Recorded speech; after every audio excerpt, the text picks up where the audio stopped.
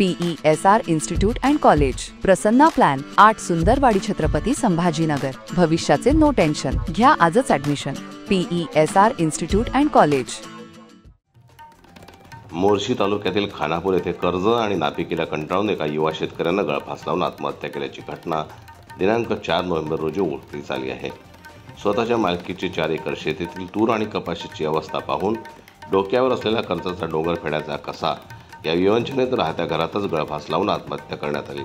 अंकुश ज्ञानेश्वर पांडे, वय 38 वर्ष असं या युवा शेतकऱ्याचं नाव आहे। यावर्षी झालेल्या अतिवृष्टी पिकाची नासधूस झाल्यानं वैफल्यग्रस्त मनस्थितीत या शेतकऱ्यानं घरातच गळफास लावून घेतला। आजूबाजूच्या नागरिकांनी त्याला तात्काळ उपजिल्हा रुग्णालयात उपचाराकरता दाखल केलं, मात्र उपजिल्हा रुग्णालयातील डॉक्टरांनी तपासणी करून त्याला मृत घोषित केलं। त्याच्यामागे पत्नी, मुलगा, वृद्ध आईवडील असा परिवार आहे। या युवा शेतकऱ्यांच्या मृत्यूमुळे परिवारावर दुःखाचा डोंगर कोसळला आहे। घटनेचा पुढील तपास मोर्शी पोलीस स्टेशनचे ठाणेदार राहुल आठवले यांच्या मार्गदर्शनात मोर्शी पोलिसांकडून सुरू आहे।